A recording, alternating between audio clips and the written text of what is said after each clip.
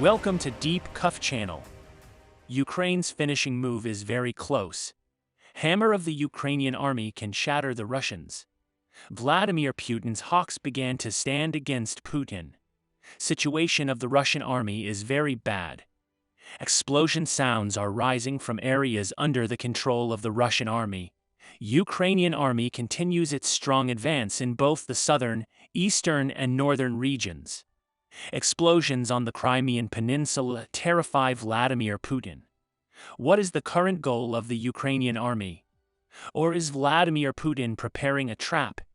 New air defense systems may come to the Ukrainian army very soon. NATO can intervene in the war in Ukraine. From Turkish drones to the Russian army with love, Ukrainian army continues to crush the Russian army, thanks to its critical successes at the front. According to the latest news from the region and the statement made by the General Staff of the Armed Forces of Ukraine, Russia lost 420 soldiers, 5 tanks, 6 armored combat vehicles, 1 artillery system, 61 cruise missiles, and 14 armored personnel carriers in the last 24 hours. Fact that the Russians suffered the greatest losses in cruise missiles is a result of the high success of the Ukrainian air defense in the region. Russian army, which was badly damaged by these attacks of the Ukrainian army, took action to respond quickly. It was reported that the Russian army carried out very intense attacks using artillery systems, especially in the Chernihiv region under the control of the Ukrainian army. It is stated that the Russian army carried out simultaneous operations in 25 different regions, using air and artillery systems, as well as Chernihiv. However, the Ukrainian General Staff announced that they successfully repelled 20 of the Russian attacks. It is stated that the situation is stable in the other 5 attack areas. Meanwhile, the Ukrainian Southern Operational Command has released a new update. According to this update, Russia launched a major missile attack on the Odessa region this morning. It is unclear exactly how many missiles the Russians launched into the area. However, Ukraine's anti-aircraft defenses have been confirmed to have shot down 2 Onyx missiles. After this attack, there are currently no reports of active attacks in the area. It was reported that the Russian army, which was not successful in the attacks, started to withdraw from a few more regions in the east of the Kherson region. Main purpose of this strategy of the Russians is to destabilize Ukraine's war plans and to turn the situation on the front in their favor. However, the Ukrainian army continues to successfully implement its own strategy. According to the latest news, it was reported that there were violent explosions in 3 regions within the borders of the Russian Federation. These regions were reported as Kursk, Belgorod, and Crimea. Russian Defense Ministry has so far made no statement confirming the attacks.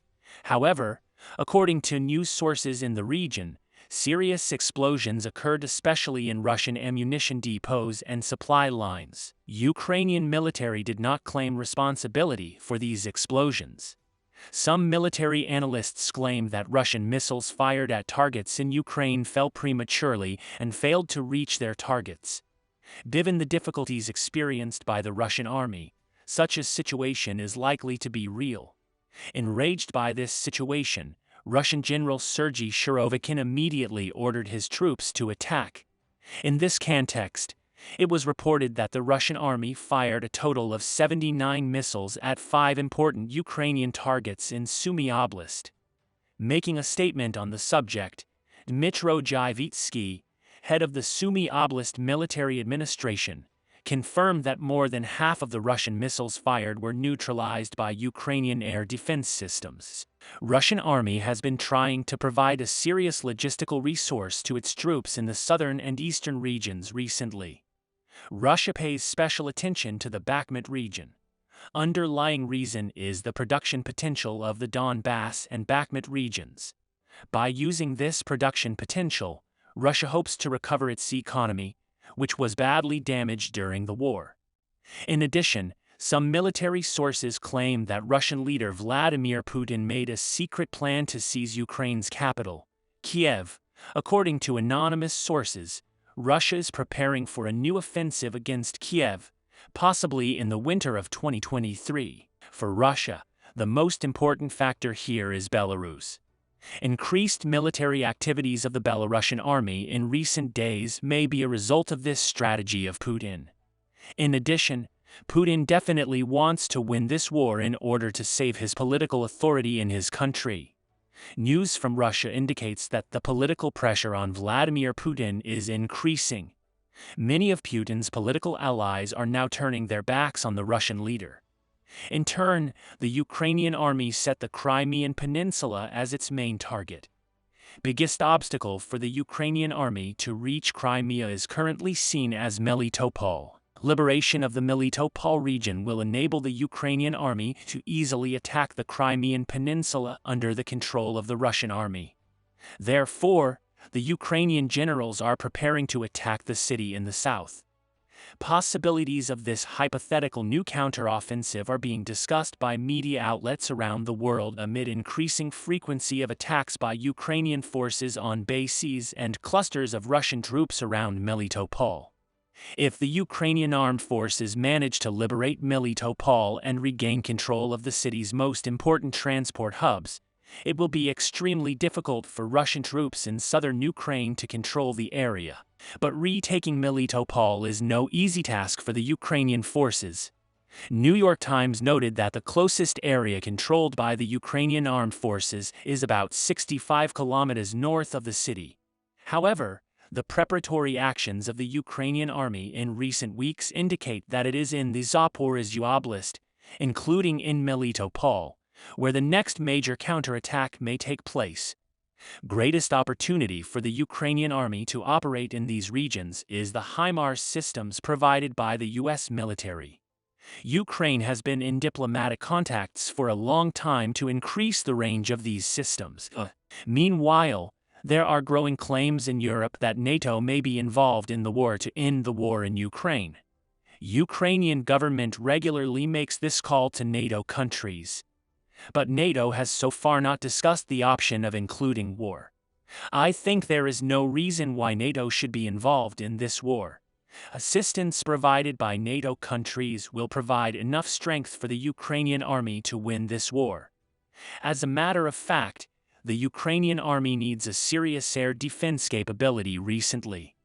In this context, the USA was seriously discussing sending Patriot air defense systems to Ukraine. However, at the point we have reached, the USA has given up sending these systems to Ukraine. Now a new solution to this problem may have been found. Greek Defense Minister Nikos Panayotopoulos announced that the U.S. Army will be able to replace Patriot air defense systems with S-300 systems in the Greek defense inventory. This proposal of Greece is actually quite logical, because the Ukrainian army is already using S-300 systems. Thanks to this exchange, Ukraine will have access to both new S-300 systems and ammunition. It would not be wrong to say that it is a real win-win situation for both parties. Finally, Turkey took a historic step in the defense industry. CKING by Combat Unmanned Aerial Vehicle System, developed by Bayka, which is also the manufacturer of Bayraktar TB2 unmanned aerial vehicle, successfully performed its first flight. CKING, which has successfully carried out ground tests for a while, cut the landing gear for a short time in its last test and landed again. The first flight took place today. Haluk Bayraktar, general manager of Bayka, said, "We completed our first flight in a record time of 1 year in the Red Apple project, which started in 2021 with 100% Baykar's equity, which is a cornerstone for aviation history in our country. Greetings from friendly country Turkey.